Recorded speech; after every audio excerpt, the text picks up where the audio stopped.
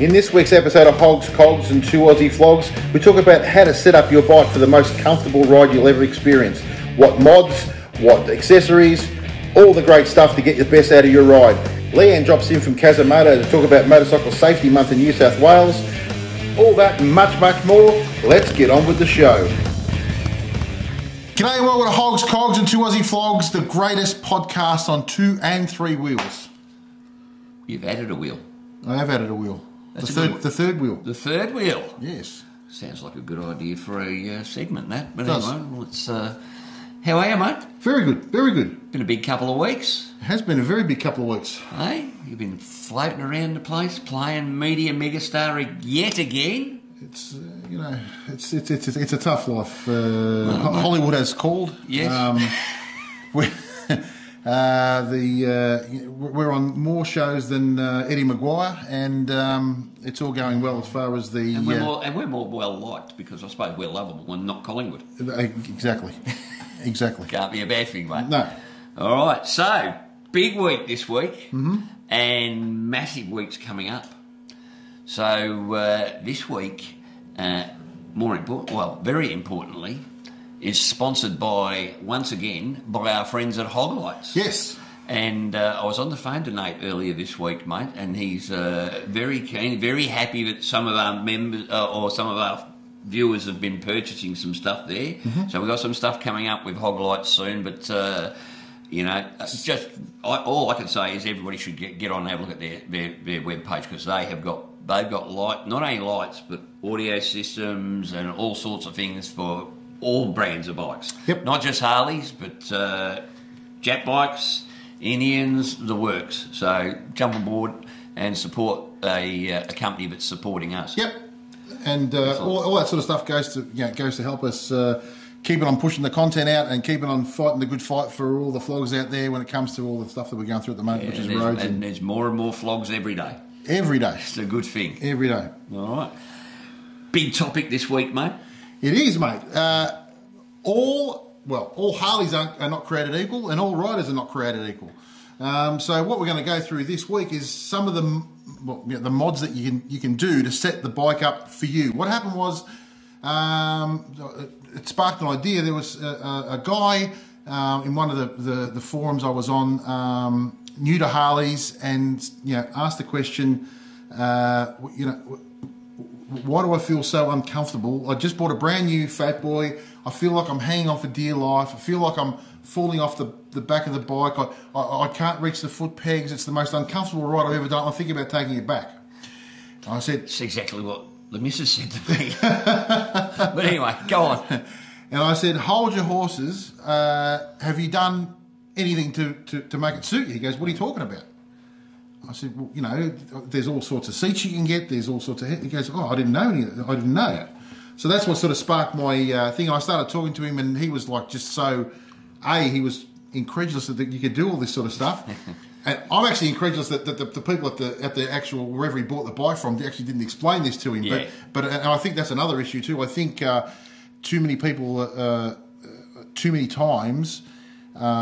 are quick to push the sale out the door, but actually don't set the bike up for the customer in the first place. So 100%, mate, and it's whether it be the rider or even the pillion. Yep. I remember when I bought my Fat Boy, it was comfortable for me. It's now more comfortable, but it was totally uncomfortable for Lisa on the back. So, in fact, so much so, the tail gunner said to me, you either fix it or out it goes. And I said, well, that ain't happening. And I'll miss you. But so basically what happened was, and it was simply a matter of putting a sissy bar, a good sissy bar pad on the back, and changing the seat, and we never looked back. So whether it be pillion, whether it be rider, you get every bike you get, you're going to have to set up for yourself. They're not made for 6'4" people. Nope. They're not made for 5'4" people. 5'4" people. They're made for a generic person. Joe Average. Joe Average, and not many people fit Joe Average. Yeah. Well, there's a hell of a lot of people that fit Joe Average. Otherwise, they wouldn't do it. The only thing I would say is the population is definitely getting taller as we go along. You know, a perfect example, and we're going to got a couple of special guests in tonight as well, which we're going to switch to them. We're going to flick across to them shortly. But one of the guys, Phil, who originally was wondering he wanted to get a touring bike, sat on my bike and was almost discouraged into buying it because he goes, I could never ride this. It's just too big. It's too uncomfortable. And I said, but you need to set it up for yourself. And he goes, oh, yeah, but it just seems really heavy. And anyway, what happened was I brought home a loan bike from Harley Heaven in Melbourne, and it was just a bog stock road glide. Yep. And called him up and said, come and jump on this and see what you reckon. So he jumped on that, and 4 hours later he came back. He bought it. Yeah, he went and showed his wife, and come back and said, oh, it actually is comfortable. Actually, can handle it. I said, yeah, well, that's because it's a different setup to mine. Obviously, I'm 6 foot. Well, yours is built for Hagrid. Yes. Right. And he needs one built for Papa Smurf. Yes, exactly. So there's two differences. So. He's just giving me the bird. That's very rude, Phil. So I guess what we wanted to talk about tonight was how to set up your bike for you to get the best experience, the best riding experience you can achieve. Because there's so many things that you can do, and people don't. A lot of people don't know about it. To make that experience not only for you but for your passenger. And again, I'll go back to Phil again. I know. He, tortured his poor wife for probably 3 years by having a seat that was uncomfortable for her until finally, with, undue pressure from everybody else around him, he actually put his hand in his wallet and... hold on. Phil put his hand in his wallet? Well, 2 fingers, not more than a hand. Did it. Newsflash. And after the moths cleared and it was and the dust came out of it, he actually got a new seat for poor long-suffering Carol. Yes. Conversely, now he can't get her off. Or the bike. All the bike. Now, it was great to see because she's gone from a poor downtrodden Harley wife to somebody that's got a smile on her dial all the time. So much so. That he went many things I could say there, but I won't. He went and bought another bike. Yeah. And he's got that here as well tonight. So we're actually going to have a look at all those things and just show you, what you can do to set up your bike to suit you, to suit your other half. And we'll discuss some of the failures too. Yes. Because sometimes, sometimes aesthetics alone do not work for a practical riding environment. No. And we've all made those mistakes. We bought something because it looked cool, but 100%. Not the most comfortable thing in the world. So if you actually ride bikes and you actually do lots of kilometres, it's probably better to set it up for a practical ride rather than, And that's the other thing, because a lot of these things you see on YouTube channels and magazines, they look fantastic for photos, but practicality is not the greatest thing. Like I said, and it's fine. A lot of people ride bikes to go get a coffee once on a Sunday, once a month on a Sunday, and that's great. If that's your bag, go for it. But if you actually want to, put some mileage under your belt, you really got to set it up to be comfortable. 100%. Because there's nothing worse than being uncomfortable for hours and hours and hours on end. Well, let's bring the boys in. Let's shoot into the bowels of Studio One, and let's bring a couple of these bikes in and let's have a look at what some of these changes are. Okay, so talk about modifications. Right, so this here is my 2018 CVO Road Glide in, I don't even know what colour it is, lava. And so what I've done... Lava, yes. So what we're talking about here is getting bikes to fit us, okay? So what I've done to this to make it fit, and what I do to nearly every one of my bikes, right? So this here is a Saddleman extended reach seat, which I've put on, okay? It pushes me back 2 inches.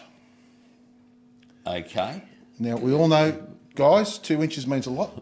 Apparently. It means a hell of a lot.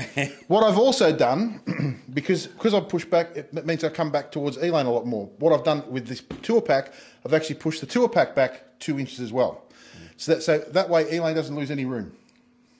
It's very important, mate. You've got to keep her happy. Keeps her comfortable, right? Keep the bakery queen happy. The other thing I've done is these bars on here, they are 16-inch apes, okay? And they're almost gorillas. They almost are. And what I've also done, I've actually, normally I had my bars a bit wider than average. What I've done this time, because I've got a shoulder injury still from last year, these are narrower. So what they allow me to do is that they still get me out at, at a good length, but they're narrow, which means it doesn't have as much pressure on my shoulder. So it's a much more comfortable way of doing it. The other thing I've done is the floorboards are pushed out and forward. It's called a floorboard relocation kit, which again, it just makes that little bit more comfortable. I've also got highway pegs on there. If you haven't got highway pegs on your bike and you've got, why not? Yeah, you just get them on there because trust me, it makes a huge difference. Must have. So all those little things, and it's an inch here, 2 inches there. It just all adds up. So basically, you've built, the Hagrid Harley. It's built for a giant. Correct. What happens when we put someone who is less than a giant on? Well, this is the thing. So Phil, who are about to bring in Fabulous Phil. Fabulous Phil, the Phantom. Filthy Phil. Phantom plucker. Yeah. He Filthy Phil, the Phantom plucker. Yeah. Okay. He jumped. He was looking to buy a road glide, and I said, "Come and sit on." So he sat on, and thought, "Geez, this is I couldn't ride this. This is too big." So what I'll do now is I'll jump on this bike and I'll show you how I look on the bike. So for me, this is super comfortable, right? I put you probably won't be able to see this, but my foot rests perfectly. The handlebars are great, a perfect position for me. I don't get sore. I've got plenty of room. I don't feel like my freaking jats crackers are up on the tank. It's just very, very, very comfortable. I'm not even going to go there. Good. Okay, and again, like I said, Elaine has plenty of room as well. So all in all, it's a great ride. All right. Now we'll chuck Phil on and we'll show you the difference. G'day everyone. How you going? I'm Phil. So this is Phil. You can see the height difference. Yeah. Can you turn around? Turn around. To you? Yeah. So your back's facing. Phil's a dentist.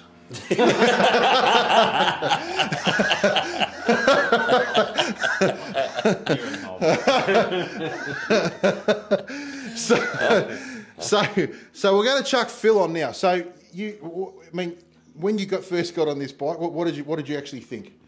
There's no way in hell I'm buying a road glide or any type of touring bike. Yep. I was just going to stick with the fatty and that was it because I too heavy, too big, couldn't reach anything. Yeah. Just was not you, was it? It was not me, no. All right, so let's jump on and show the difference. For starters, I've actually got to climb on the back pegs because I can't get my leg over. But there's nothing worse than a bloke that can't throw his leg over, I tell you. I hate it when that happens. Right. So those are highway pegs. I can't even reach them. This one can't reach. Yep. Brake pedal's not too bad. The gear changer, right? Yep, that's like I've really got to reach out for it. I haven't got a bent knee or anything like that. It's not comfortable. Your arm position, how's that feel? Yeah, too high. I feel like I'll lose the blood out of me. Now turn the bars. So turn the bars, turn them inwards.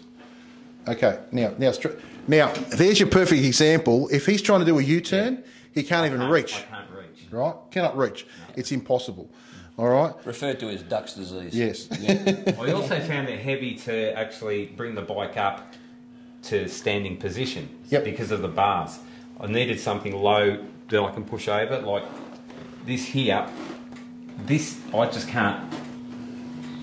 It just weighs a ton. And it's amazing just the bar height, how hard that was. Yeah. You know, compared to just my stock standard one. Mm. So.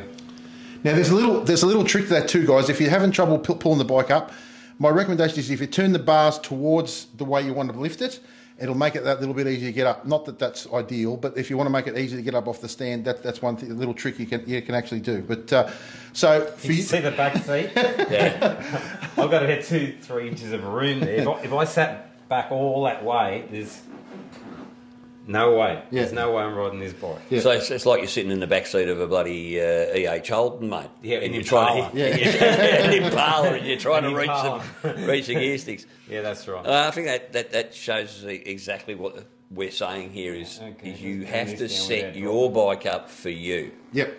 So what we'll do now is we'll bring Phil's bike in, and we'll show you me try to sit on Phil's bike, and if Phil doesn't fall off my bike first, we'll get me sitting on Phil's bike, Phil sitting on his bike, which is set up for him, and we'll show you what the difference is. Rightio, so now we've brought Phil's bike in, which is essentially exactly the same bike as what I've got. It's a CVO, it's a Road Glide, it's exact same bike, except it's set up for Phil, and there's a massive difference. So you've just seen Phil on my bike. Now let's jump on this one, which has been set up for you.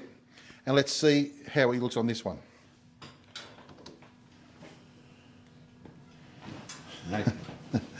So see, legs are bent. Gear shifter, highway pegs, brakes, backrest, perfect, nice tucked in, nice bar height.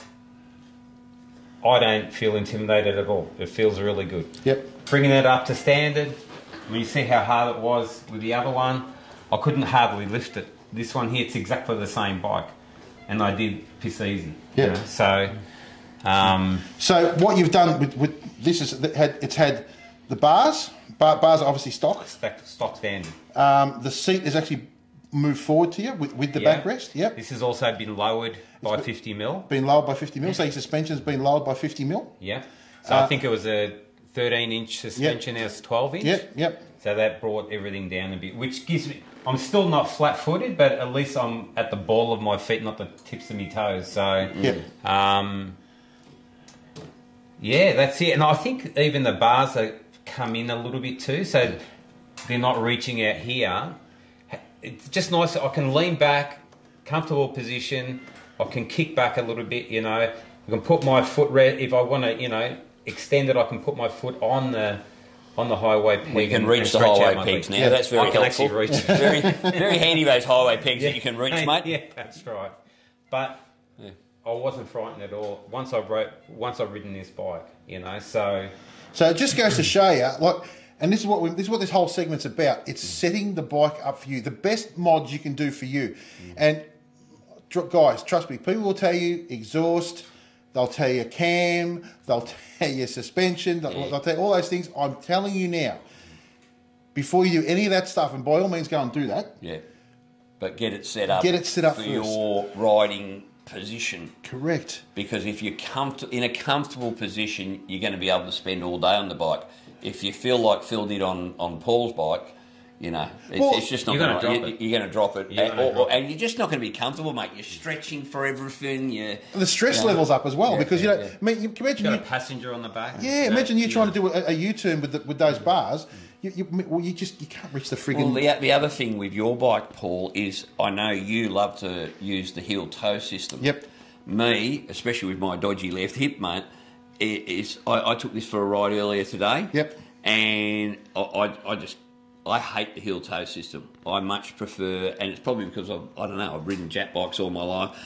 I'm not used to doing heel shifts especially. Yep. I much prefer, and I find that the fact that I had to do a heel shift meant my leg had to come further back, and I just felt cramped up. And well, you got off the bike, you got back to you said, "Geez, my hip is killing me." You actually got off there in pain. It wasn't right for me. The other thing I found with yours was, although those handlebars being closer together for you are a lot more comfortable for you with your shoulder injury, for me they just seemed that little bit. But you know, this is what we're talking about, mate. Setting it up. For you individually. So don't expect to just get on a bike and it be right. You will get on it and you will go, you know what, my leg's not in the... We can move positions of things for feet. We can move positions of things for your arms and how far away you sit. So these are just the preliminary things you have to do before you start doing all the other crap. Yep. And make sure you get the right mods. Because it could be expensive if you get the wrong one. You start getting the wrong handlebars. Yeah, because they look good. Well, yeah. And if you get the wrong ones, you're in all sorts of bother because it's not a cheap exercise to change handlebars. Not only the purchase of the handlebars, but the rewiring and everything. Yeah, it's a big job. It is a big job. It's a big job. So that's the difference. I'll jump on there. I'll show, actually, I won't jump on because it's just so bloody uncomfortable. It's not worth it. But trust me, there's a massive difference, and it is just crazy. Now, what we're going to do now is we're going to bring Whitey's bike in. We're going to bring John's bike in. So again, two very, very similar bikes, same setup. Difference is Whitey's again has been completed, and John's is halfway through completion. Right. So we'll show you what that looks like. Okay, so now we've got Whitey's Road Glide in here, which is a 2020 Road Glide Special. Yep.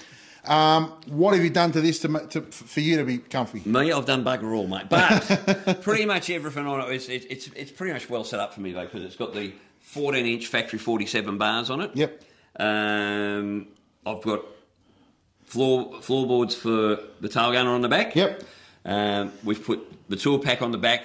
If I haven't got the tour pack on, I've got a backpack, back sissy bar for Lisa. Yep. And, mate, everything is just set up perfectly for me. You changed the seat, though? Most importantly, the first thing I had to do was change the seat. This is a Harley Davidson tall boy seat. Yep. So it actually sits me back. So you are, what are you, 6 foot? I'm 6 foot. Yep. So it sits me back that little bit further than the stock seat does. Yep. More importantly, though, it's got a much more comfortable seat on the rear for Lisa. And what it also has is this back pad's a lot thicker and a lot higher, so it sits her up, which means her, because she had a problem with her legs being... The issue was, and this is one for pillions, is on the original seat that comes with these, it actually tends to slope backwards. So she was finding that her knees were above her hips. Yep. And which in some situations that might be... but in this situation it wasn't great. So you're right there, babe. Oh, yeah. This was not such a great situation, and it was actually very uncomfortable for her. Again.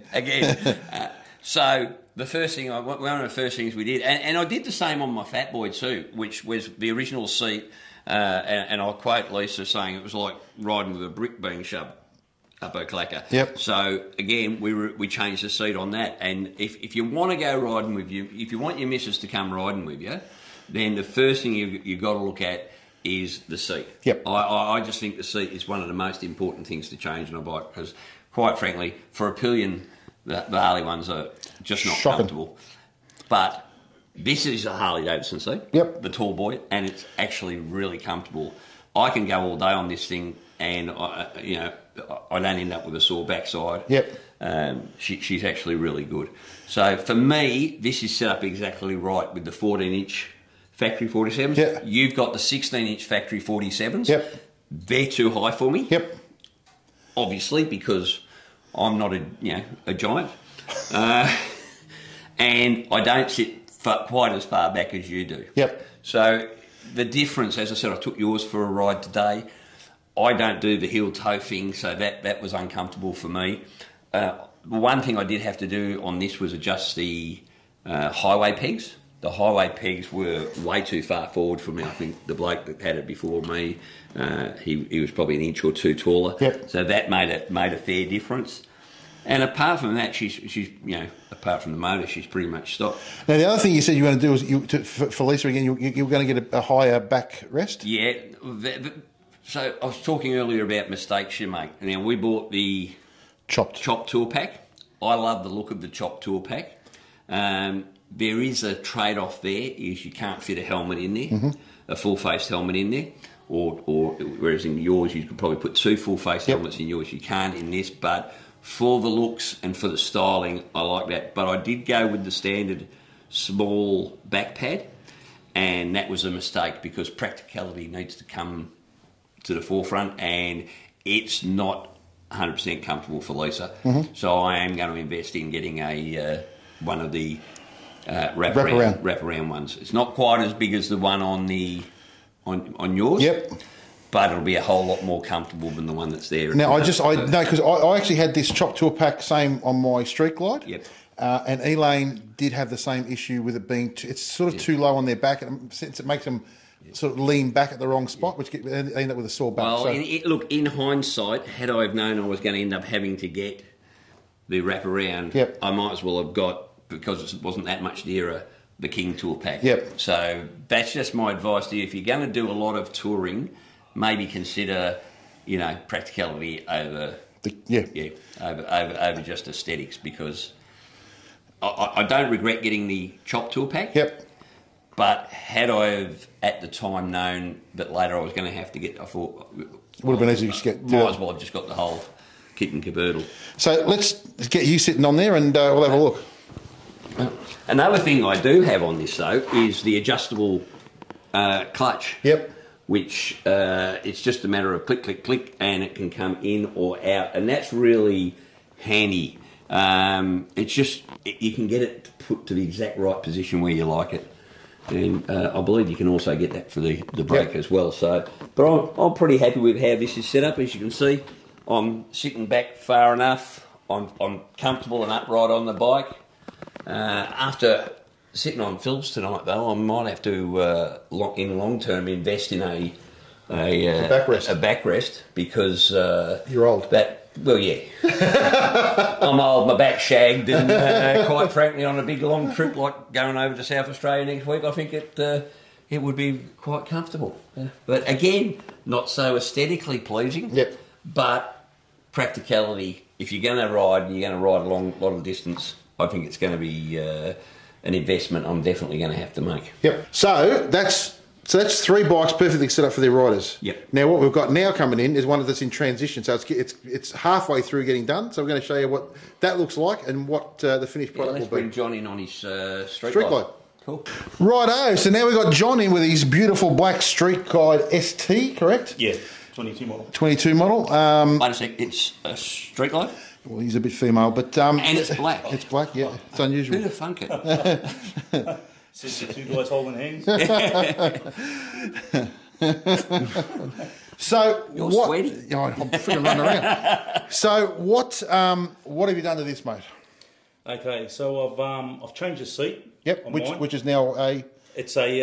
Bad Boys? Yeah, Bad Boy cycle seat Yep. from the States. Yep. It's like a long reach style seat as well. Yep. It's got long legs. So you're another giant. Yes. How tall are you? Yeah, 6'2". Yep. 6'2". 6'2". Yeah. I've changed the suspension as well. It's a little bit higher for me. Wilbur suspension. And future mods, definitely the bars will be next. Yep. I'll probably go the same style as Whitey's. 14 inches? Yeah, 14 inch. Yep. Yeah. I found them pretty good as well when I sat on his bike. And and also with the STs, the air cleaners tend to stick out the side. Yep. They've got like the heavy breather intake, and I've changed that to one that sits a bit more closer into the motor because I found it was hitting my legs. Yep. Yeah. Now with the floorboards, do you find you've got to put yours forward or not? Yeah, the floorboards definitely. I want to get the kit to move the floorboards a bit more forward too, just a little bit. Yep. And it should be fine. Yeah, it should be good. Okay. What do you think is the most important thing to do before you start anything else? What's made the most difference? Look, I found the seat first because of my long legs. Yep. That was number 1 for me. Number 2, I'd say the suspension. Yep. The first long ride I went on, as soon as I come back home, I threw away the stock suspension and upgraded it straight away pretty much. Especially with the white being on the back and when it's fully loaded and that. I found the suspension wasn't the best. Yep. But but like I said, definitely the handlebars will definitely be next. So let's jump on and see what you're looking like when you're on. Yep. So yeah, you definitely look. Yeah. It needs to be up there, doesn't it? Yeah, that's right. It's got to be up here somewhere. Yeah. Definitely. Yeah, no, definitely for sure. And you run a backrest as well sometimes, don't you? Yeah, I do. Yeah. I just took it off for the weekend. But yeah, I do run a backrest as well. It helps a lot. And you put highway pegs on? Yeah, got highway pegs on too. Yep. Yeah. Yep. Cool. Mate, I'll tell you one thing you have done is I noticed, and you showed me before the Thrasher gear changer. Yeah, the gear linkage. Yeah. So that's not a comfort thing, no, it's not. Probably not what we're talking about. But I tell you what, I'm definitely looking at that because we all have a lot of us have problems getting it into neutral. Yep. Yeah. That is the most. I'm not sure of the word you. It just every time bang neutral, bang neutral, bang neutral. For it. And I tell you what. I'm putting one of them buggers on, so we might put a link in the show notes to the Thrashin, because I think everybody would be interested in that. But it's just, mate, it just shows the difference in setup. Every bike has to be set up for the individual rider. Correct. All right. So again, as I said before, don't jump on a bike and go, well, this is uncomfortable. Look at everything first. Look at, well, what would this be like if my hands were that extra 2 inches higher? Just on that, did you change this? Yeah, I did change the windshield too. Windshield? It's a Clockworks windshield. Just had a bit of buffeting with the factory one. Yep. So that's just a little bit higher, yeah? Yeah, it's a little bit higher, but it also kicks out a bit, and it creates that wind bubble over my head. And did you put Yeah, so with I think from 2019 and up, they don't have the open and closed vents anymore on the street glides. Yep. I know they do. They still do have them on the road glides, but on the street glides, no. Okay. So that was another mod that I just done as well. Yep. Just helps with the wind buffeting. And you found it's made a big difference? Yeah, it has. Yeah, it definitely has made a difference. Well, I rode a road glide before I bought mine, and the windscreen wasn't at the right level, and I remember feeling just getting punched in the face by the wind, and the difference the correct size windshield makes huge riding. Difference, I actually almost said, well, look, I'll probably not be able to buy a road glide. I said, without changing it. Luckily enough, the one I bought has the right size screen for me. So, very important. Yep. There's nothing worse than riding all day. It gets very tiring when you've got the wind hitting you straight in the face. Yep. So, guys, that's our recommendations on what you should be doing to set up your motorbike. That's for comfort. We'll have other episodes where we'll talk about cams, and we'll talk about suspension, and we'll talk about lots of other things and bar heights and all that sort of stuff. But for tonight, we wanted to talk about setting the bike up for you to make it comfortable. This is the basics, isn't it? Yeah. This is the basics that you do before. You've got to get yourself comfortable first before you do the rest. Because, look, hey, at the end of the day, it's a massive investment. You're spending 40 grand on a new bike, really. So, you want to get as much enjoyment out of it as possible. You don't want to be spending 40 grand and then it sits in the shed because you don't want to ride it. You want to be wanting to ride it more than ever. So that's our recommendations. Thanks, guys, for coming in. We really appreciate it. I hope it's helped you guys out there, because it's an important thing to cover. If it does, let us know in the comments, because we want your feedback. Yep. Let's go to the next segment. All right, so hopefully some of those things that we've spoken to will be of help to everybody. Oh, they'd have to be, because, I'll say it again. Get the bike set up for yourself, because you're going to like it. Your other half's going to like it. And, the more comfortable the both of you are, because a lot of that stuff leads to tension and upset and fights and all sort of stuff over really nothing, for a bit of money spent, money well spent. Yeah. Get it set up nice and comfortable, and you can enjoy it for And the only other thing I'd say is, if you are looking at buying a bike, have a look at it and have a look at the things, because you've got to factor that into the cost of the bike, mate. Yeah, you do. Yeah, it's no use going, well, yeah, great, I've spent my entire budget on the bike and now I haven't got that little bit extra to put on those things. I mean, little things like floorboards for your passenger rather than foot peg. Yeah. A good backrest. All those sorts of things. They make all the difference in the bloody world. One hell of a difference. Yeah. So, anyway, hope they help you out, mate. Now, speaking of making minor adjustments to a motorcycle, what do you reckon about taking a brand new, say, Road Glide, and saying to the shop, "I'd like to buy that bike, but please, before you deliver it to me, please whip the motor out and send it to Queensland." And let a company just have a little bit of a play with it for you. Because that's exactly what's now happening. Now, this is news to me, and I spoke to Australian Performance Engines, or APE, earlier this week, and they have gone into cahoots with none other than Harley Davidson itself. And they are producing... And what a coup that is for an Australian company. That is a huge coup for an Australian company. So we know we've got Harley motors, and we all love the Harley motors, the M8s. and then you can put your Screaming Eagle parts on it. But this is next level. This is next level, and there's currently only 10 being produced, and I believe half of those are already sold. Yep. And what they're doing is they'll crate the motor up to them, and they'll do their thing, and it becomes a stage 4, but it becomes a stage 4, and it's called the Talon. Yep. Like an eagle's claws. That's a very clever play on words, isn't it? Yep. So the Talon is going to be, the Talon bikes are just, they port them, they polish them, they, you know, cam the whole bore them out to a 131. Yep. I think they're even going bigger than 131. I think. No, yeah, I'm pretty sure these ones are 131, yeah, okay. But they put, you know, new cams and everything. These are going to be weapons, mate. Yep.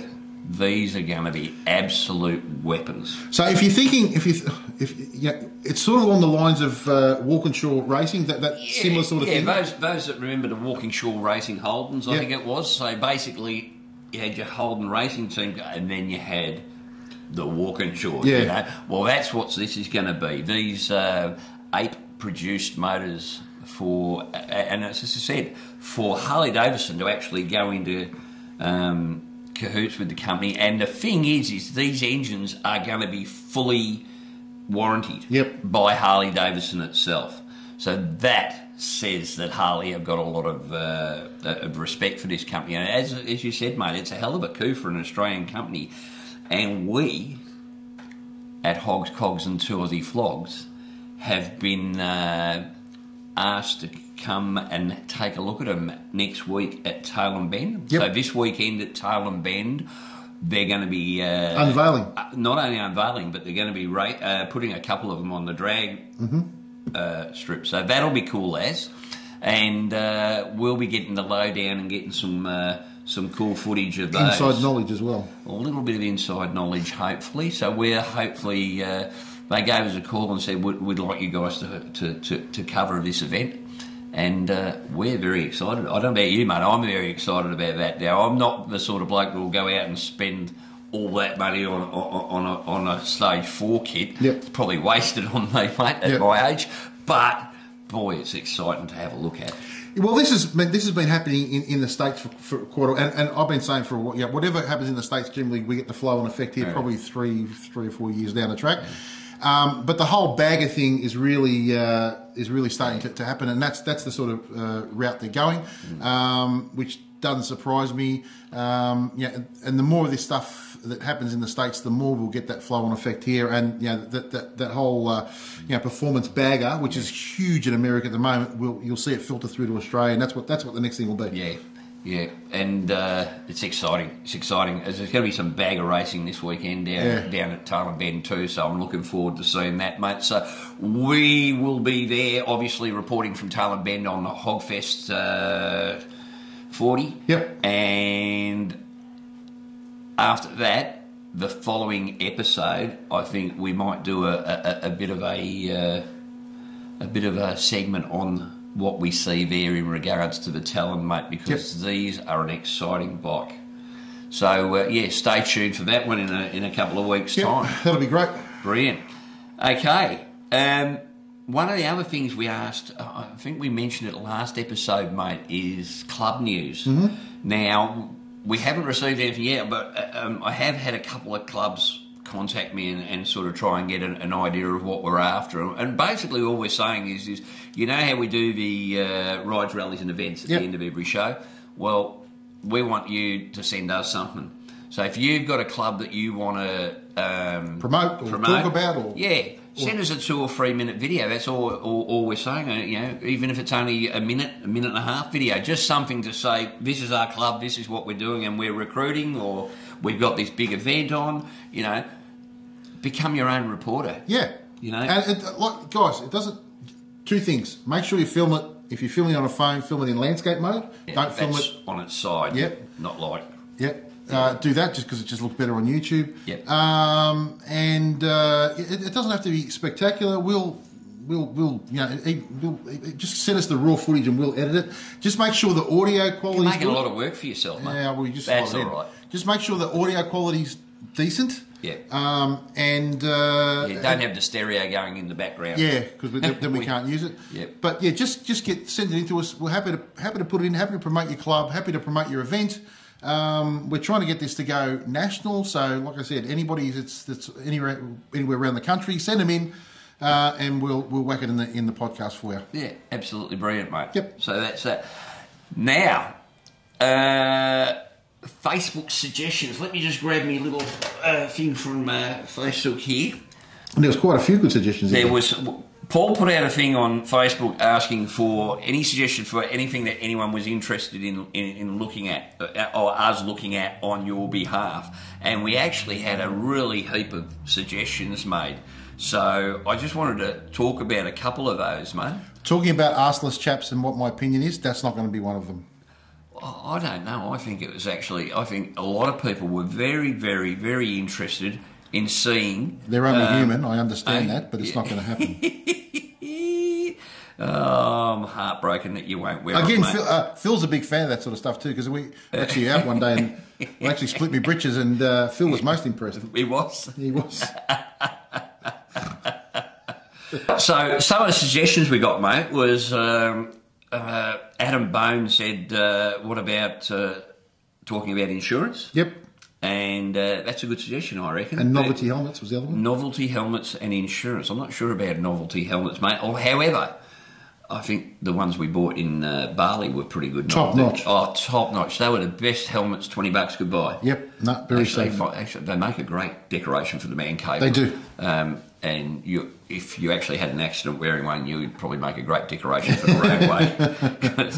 Not that good. So, but no, one of his suggestions was, Weber buying helmets overseas and that. So we, in a later edition, we'll actually have a chat about the Australian design rules and what types of helmets are permitted in Australia. Because if you got the wrong one and you get nicked, you might as well not be wearing one, as far as the people checking it will be concerned. If you're buying online, a lot of that stuff, they don't tell you that.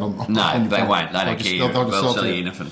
Yep, but there are a lot more helmets that are now available in Australia, because we used to just have the ADR, the Australian Design Rule, had to be certified here. Now they actually, CAM's approved, and that are legal here, which is good. Another suggestion was, how about a segment on lady riders? That's a good one. Yep. So we'll try and have a few conversations with some lady riders. We can certainly do that while we're down the bend, mate. That'll be good. Ladies, we encourage you to contribute on both on the podcast and on the Facebook group. If you're doing rides or you've got events coming up, please put them in there. We're happy to promote it. And if anybody wants to come on and talk to us about it, more than happy to have you on. Yeah, well, another one from Cherie Ashley Griffiths, who said the same thing. She's the Vic Chicks and the Iron Maidens are both based in Melbourne, so maybe we can get in contact with someone from Vic Chicks. Or I haven't heard of Vic Chicks or the Iron Maidens, so that'd be cool. Can we put some pressure on Harley Davidson to produce bikes with comfortable this, that, and the other? No, I think this goes to what we've just actually been saying. Yeah. The thing is Harley, like every other brand, is they produce a generic bike, and hopefully, it doesn't matter what you buy. You can buy Kawasaki, Suzuki, Honda, Harley, Indian, any bike. If you're a different size to the average bear, you're going to have to do something to make it comfortable for yourself. That's just life. It's the same as when you're buying a car. Like, I wouldn't go and buy myself a Hyundai because I'd look like a bloody... Oh, that'd be good. I wouldn't mind seeing that, mate. Yeah, I could probably getting out would be the problem. I need a can opener to get out of there. But, and it's the same. You wouldn't see a little girl, generally, small woman, go and buy a great big bloody... well, you would see some of them buy four-wheel drives, but generally they go for smaller cars because it's easier for them to see. 100%, mate. That's what it is. It's all about, you've got to buy the base and work from there. Yeah, 100%. Okay, another one from Jace Farmer. Legalities of different accessories, in particular handlebar height. Now, this is one I've actually looked into, mate, and it's going to take a little bit more explaining than a quick 2-second thing. So, in the next couple of weeks, Jason, we will definitely get into, and it's a minefield, mate. Handlebar height in Australia is a minefield, and if you're not aware of it, it could be very costly. And honestly, it's idiotic. Oh, it's ridiculous, mate. But we'll go into that. We won't go into it now, but stay tuned because we're actually going to go heavily into the issue of handlebar heights in the next couple of weeks or the next couple of episodes. So they're just some of the suggestions we've got anyway. We won't go through them all, but everyone answered that on the Facebook group. Thank you very much. We got some really good suggestions from it, and quite frankly, if you give us the ideas, then we don't actually have to think of them, which is good. Because really, this isn't just about us, though, mate. This is about the viewers and all the vlogs out there. And we want this podcast to be about what you want to hear about anyway. So It works out fantastic for us. All right. Well, the boys are still with us. Yep. So for the millions at home, and both the blokes here in the studio audience, ladies and gentlemen, let's get ready to grumble. You're always grumbling. Always grumbling. Oh, what are we grumbling about tonight? Well, so, we've been prattling on about, rider safety and rider awareness, and now we're trying to get, do you see me now, and all that sort of stuff out there. What hope have we got if our own people are saying it's our fault, right? So I was looking, I think it was... Let me set the scene, Paul. Yeah. So I'm at home the other day, working hard in the spa, right? And my phone rings, and someone's on the phone. And the first thing he says is, what rolled you up, mate? Well, they were talking about, somebody put up a thing about lane splitting. Yep. I think it was Oz Riders or anything. Funnily enough, it's a legal manoeuvre. Yeah, it's legal. And basically that's what I was saying. We need to educate drivers on being, that it's legal. Because what tends to happen, sometimes you'll try to get to the front and some joker who will have no clue about the road laws will put his car across in front of you so you can't get there, which all we're trying to do is get to the front of the line, so if there is an accident, which a lot of them happen at stoplights and traffic lights, we don't get squashed and all of a sudden you're a motorcycle Big Mac and you're the meat in the sandwich. So it's all about anyway. Then it's sort of, people going, I never lane split. And that again, it goes back to it's up to you. If you don't want to do it, that's fine. Personally, I'd rather not get kiboshed, mate. But me too. So if ever I can get to the front, I'll get to the front. And that doesn't mean going down the freeway at 110 and zipping through. Under 30 kilometres an hour, it's perfectly legal to do. Right? Okay, that's fine. Anyway, then it got into a whole tit for tat meal. And what got me was that these were actual riders. So the blokes there saying that it is incumbent on us. Yeah, totally up to us to not get hit by cars. We need to get our riding up to scratch. We need to get our... that's not a bad idea. Yeah, but that's all good. Now, that's all well and good. Yeah. But I think I've done about as much rider training as, the average... Kevin Swansea. Yeah, more than anybody else. Let me tell you, Valentino Rossi himself... If he was going around that friggin' roundabout in Nelson Bay last year and that woman come through, he would have got pole just the same as I did. Yeah. And guess what? That's because she couldn't see. But this whole thing... Apparently blind people shouldn't drive. Well, this whole thing about absolving car drivers from any responsibility because we're hard to see... Well, I didn't see you should be a straight-out admission of guilt. Yeah. You know what I mean? So, okay, so if all this stuff is incumbent upon us, so do we then not slow down in road work areas, and it's up to the bloke holding the sign to get out of the way to make sure there's cars?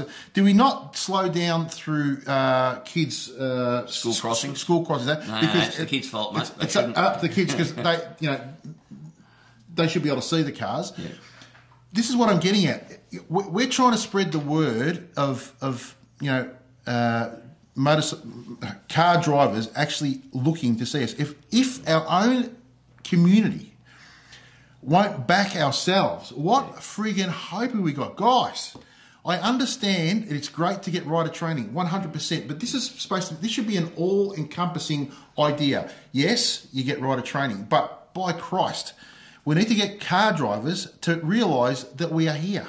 Because, mate, yeah, I know that if a car driver hits us, well, maybe he spills his coffee and we'll end up in hospital. Yep, that's great. But how about they become more aware of motorcycles and more accountable. And more accountable. And like I've said before, if they manage to do it in other places in the world, why can't we do it here? There seems to be this underlying, not hatred, but just disdain for motorcycle riders. And it shouldn't be there. We are exactly the same as you, except we happen to be riding a motorcycle that day. I drive cars as well every day. I also ride. So does that mean that I shouldn't be looking for motorcycles because, when I'm in the car, that's it. It's up to them to look after themselves. No, and in the end, the blokes sort of agree with me. Yeah, we've got to have both things. But Christ, guys, you've got to be pushing this for us. Stop arguing amongst yourselves. And this is the problem. If we, divided, you are conquered. And mate, everybody better get on the same page and start rowing in the same direction. Otherwise, we are not going to achieve anything. I'm telling you that now. That's my grumble. You nearly missed an analogy, Ben. What's that? I'm not sure, but I'm sure you got most of them. Well, honestly, just come on, guys. Let's all be driving the same boat. 100%, mate. 100%. Yep. Now, last episode we launched a new segment. Well, we didn't actually do a segment, but we spoke about the fact that we're now going to talk and have a segment on freewheelers of whatever kind. Yep. So obviously it was only our first one, and we're still waiting to sort of get to some of these events. And I know that they had the trike and bike night up at Bendigo last week. I think the weather was crappy or something, wasn't it? The weather was absolutely appalling, mate. I was talking to Chris up there at Bendigo, and he said it was just a shocking night. But they still got some people along, and they're doing it again in October. So we'll put the flyer up here now for that event.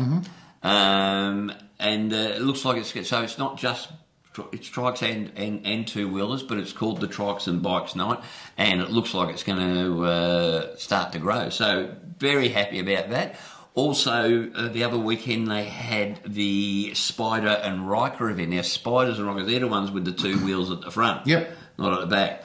Never ridden one. Seems weird, but hey, they got free wheels and handlebars, so they're in as far as we can see. They had the Spider and Riker event up at, I think it was up Marysville Way. Yeah. And I tell you what, bloody freezing.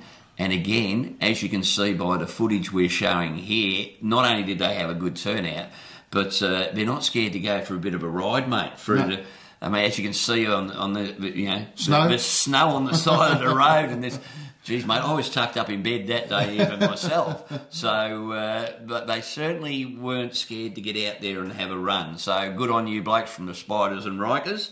And anyone else who's got any events that are, or any clubs that are doing something with the free wheels, whether it be trikes, whether it be Spiders, Rikers, whatever, let us know. Motorcycle Safety Month, mate. October is Motorcycle Safety Month, and obviously it's something we should talk about.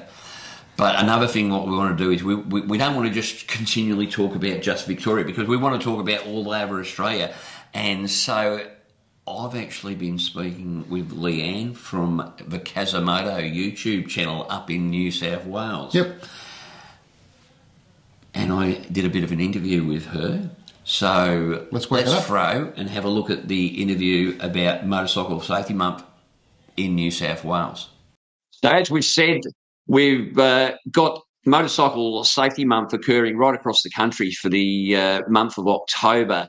And now we've got a bit of a treat. We're going to talk to Leanne Potts from the Kazomoto YouTube channel, and she is assisting the Motorcycle Council of New South Wales with their media in relation to same. So I'll bring Leanne in now. G'day, Leanne. How are you going? Hi, guys. How you going? Yeah, going really good, really good. So awesome. Tell us a bit about yourself and your involvement with Motorcycle Safety Month up there. Okay, so I'm Leanne, as Whitey just said. I'm one half of Kazomoto. My husband, Potsy, is the other half. And we have a YouTube channel, as Whitey has just indicated. But one of our things that we're pretty passionate about is motorcycle awareness and safety. Just give you a little bit of a rundown. I do a lot of rider pillion. I am a pillion. So I do a lot of rider pillion initiatives, and I reached out to the Motorcycle Council of New South Wales some time ago. They called me up, liked what they heard, got me involved, and cut a long story short, I'm now helping them out with their initiatives for October with Motorcycle Awareness Week, with their social media and a lot of their initiatives. So I'm really honoured to be able to do that for them. And basically we were watching the last Hogs and Cogs episode and realised that Paul and Whitey have got the same passion and the same initiatives. So we reached out and thought, why not bring in New South Wales Motorcycle Council and do some work collaboration with them. Oh, it's fantastic, and we appreciate you getting in contact, because it's interesting to see what's happening on various, you know, in various parts of Australia in relation to this. So what's coming up in Motorcycle Safety Month in New South Wales? Yeah, so I suppose, like I said, we are very passionate about it, and the crucial topic is that safety for all the road users. So I probably would ask you, let me ask you one question. So when you're on the road and you see a motorcycle, are you thinking, I need to be cautious and aware? I'm probably guessing that's not the case for everybody. So then we have a problem. So we've had this initiative and been invited to work with the Motorcycle Council and to hopefully change that perspective, basically. So it's very much, yeah, I was just going to say, it's very much like our Can You See Me Now thing that we're doing, and it's not about motorcyclists being made aware, but it's about spreading that to the wider motoring public and having them think twice when they get on the road. I saw a meme today, and it was somewhere in the States, and it had a thing and it basically said, "Are you watching for motorcycles?" And that's the sort of thing we need here. We need more awareness, because I didn't see him isn't good enough. Yeah, definitely. And it's having that valuable insights into making our roads safe for everybody, including motorcyclists. So for those that are unaware, the Motorcycling Council of New South Wales was formed about 1981, and it's internationally recognised umbrella group of motorcycle clubs, associations and ride groups. So they're representing over 60 clubs and more than 36,000 riders within New South Wales. So the awareness campaign educates drivers on how they can play their part, watch out for motorcycles, and basically, as you were saying, it's hashtag look out for motorcycles, which is what we'll have on the bottom of the screen there. So that's their initiative. So celebrated every year in October, the campaign is used to bring that awareness to the foreground and get drivers really looking out for motorcycles. So there's events scheduled throughout October to educate the drivers on how they can look out for motorcycles on the road. So you were talking about events, Whitey. So the first week of October is Ride to Work Week initiative, and we're encouraging all riders to take a photo of themselves, bike and their workmates riding to work and send it through to the Motorcycle Council, and there'll be prizes available. So week 2, it doesn't just go in 1 week. Week 2, we have a Joe Rider campaign. And Joe Rider is basically, we're encouraging everybody to tell us on Motorcycle Council Facebook page where they saw a Joe Rider. And you're probably wondering, Whitey, what a Joe Rider is.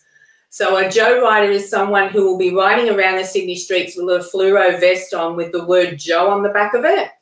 So if people do see those, they've got to take a photo or say that they've seen somebody on this street in the Sydney streets. We're going to be giving away daily fuel vouchers for that initiative, and there'll also be a red balloon voucher on offer for the prize. So that's a really good way of encouraging people to really look out for motorcycles. On the 15th of October, there's a Ride for Pink, which is actually up in the mid-north coast of New South Wales at Taree. It's to primarily raise funds for the National Breast Cancer Foundation, but there is also an association with the motorcycling awareness. So if people are interested in that campaign, I'll encourage you to hashtag Ride for Pink MCC, or there's a Ride for Pink Mid-North Coast website available. So it doesn't end there. Week 3 is pretty much specified to motorcycle clubs and associations, and members only rides are on during that week. So there's a lot. Obviously, you'll need to go to your club for more information for that.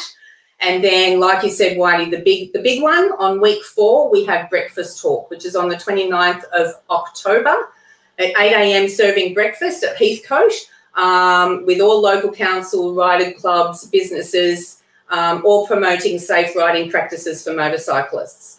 So basically the promo excellent. Is, so the event originated in 2004 by riders for riders. So every year it gets bigger and bigger and continues to raise community awareness for Motorcycle Month, which is the primary goal. It encourages community participation, which is a huge one, I think. It fosters a partnership with the Road Safety Association, educates riders and raises awareness for Motorcycle Council because, quite frankly, I was totally unaware that there was even a council before I even started looking. So. Well, that's a bit of a problem all over Australia. We have all these motorcycle councils, and we've got to we've got to support them, but some of them I think need to also get out a little bit more and sell themselves a little bit to us so that we can get involved. And this is very much like our Can You See Me Now campaign, which we're running, which is trying to get motorists to see us on the road, to actually look for us and not. You know, the excuse of I didn't see him is basically admission of guilt. But it's, you know what, it's always too late when it's said.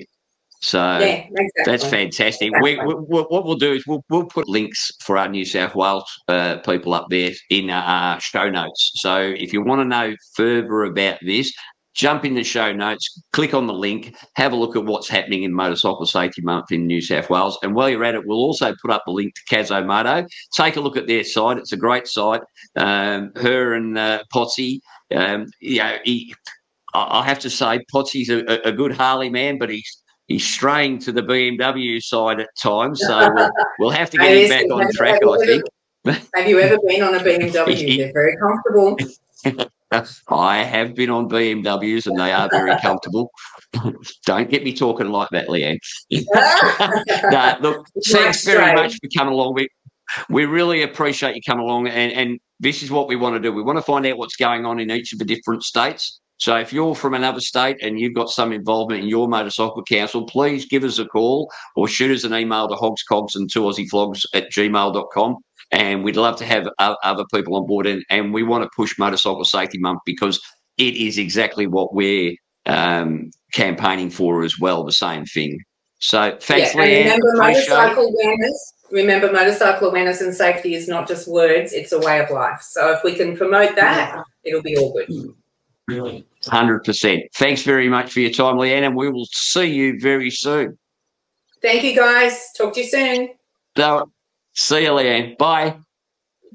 So that's great. And hopefully we'll be able to get Leanne on every so often and get updates on how, especially over the next month, how Motorcycle Safety Month's going up in New South Wales. And we'll see if we can't see if there's any action happening with the Motorcycle Council down here in Victoria as well and across the country. So back to the studio. Oh, that was good. Yeah, it's not bad, was it? Yeah. Eh? Leanne, you came across very well. Yep. Eh? I'm going to have to pick up my game, mate. Get a bit of makeup done. I have to get a bit more makeup done. Well, actually, having said that, I put a photo up with me getting my hair and makeup done the other day for this morning for today's. Some of you people are very cruel, as I said.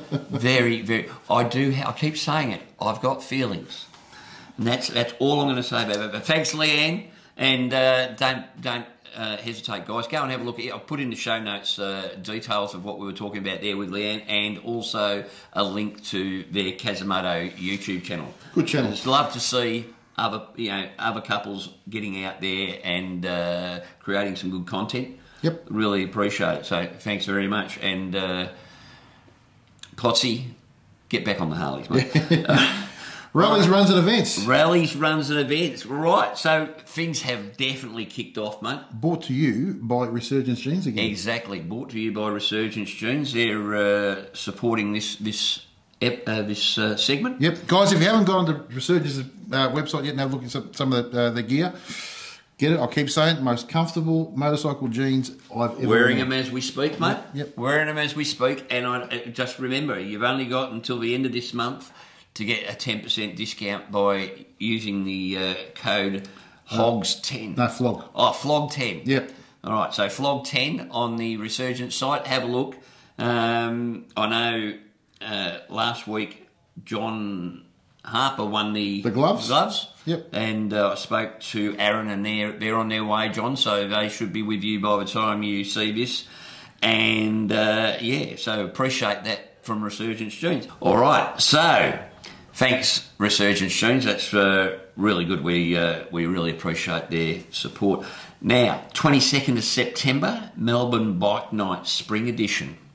Now, this is becoming a heck of an event, Melbourne Bike Night, mate. We've got to get along there. We've got to get some cameras down there, I think. It's run at the Ron Barassi Senior down at Docklands. Yep. At that area. And by all accounts, it's a great night. Especially a good night. All right. The only thing I would say is I have heard from a couple of people who have said to us, can you have a word with some of the people turning up because they're being a little bit silly when they leave, and you know, hold the burnouts and the bloody valve bouncing until you're a good 5 kilometres away, guys, because all that's going to do is stuff it for everybody. Yeah. What's going to happen is it's just going to draw the wrong attention, and next minute, bang, everybody that goes is going to cop a canary, and it's the same thing every time. It's only going to take 1 or 2 to spoil it for everybody, because this is becoming a really good event, the Melbourne Bike Night. So that's on 22nd of September. Warrnambool Bike Night's on the 23rd of September. Now, obviously, it's down at Warrnambool, and we haven't been down there, but... I think John has actually been to Warrnambool Bike Night, yep. Okay. And he reckons it was a really good event. I think he went last year, so... Yeah, so if you're down that way, get along, because all these things are great to see. Yeah. And also Geelong Bike Night's starting up again very shortly. Yes. Well, normally it kicks off in November, but I've got a feeling they might be bringing it in a little bit earlier this year. So as soon as we have those details, we'll be down there. Yep, 100%. Enjoy going down to Geelong Bike Night, and don't forget that same weekend, 21st, 23rd, is down at Tail and Bend Hogfest. Yep. We're going to be there. We're heading off tomorrow morning. Yep. Tomorrow morning we'll be jumping on the bikes and heading off to Tail and Bend. I think we arrive Friday morning, so we're going to spend tomorrow night. We're going to stop at Nil. Yep. At one of the pubs there, so that'll be a good night. And be good. Hopefully we'll catch up with a heap of people along the way. I spoke to Colin, and they'll be there from Geelong Harley Davidson, so we'll be hoping to speak to some of that crew. But yeah, look, it's going to be a great weekend, lots of stuff happening, so we'll stay tuned for that episode, because it's going to be a ripper. Yeah, that'll be a beauty. And that's about it for the Resurgence events. Yeah, obviously, Blessing of the Bikes on the 29th of October. Yeah, it's coming up. That'll be down at Geelong as well. We're going to be down there, static display. Yep. Come and say good day.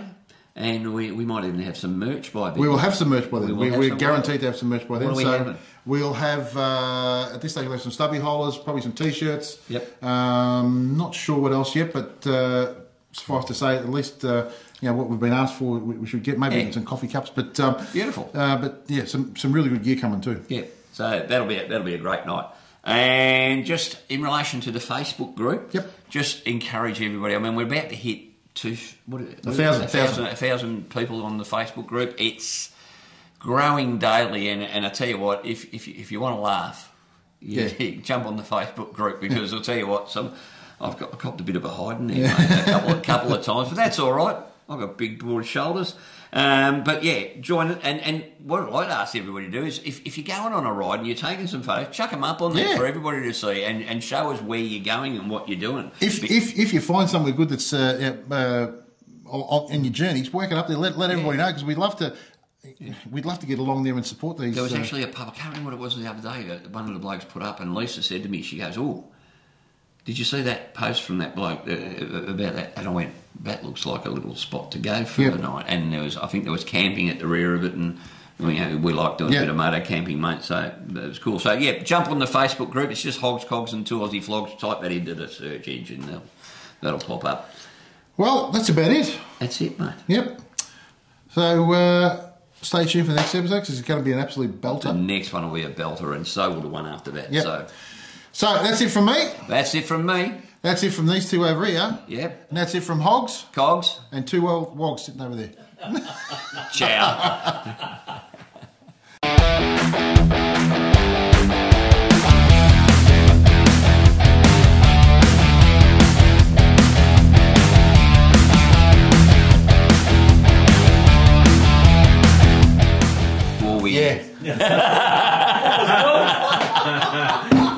fucking cunts.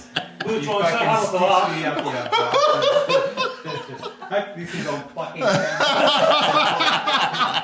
That's the outtake. That's going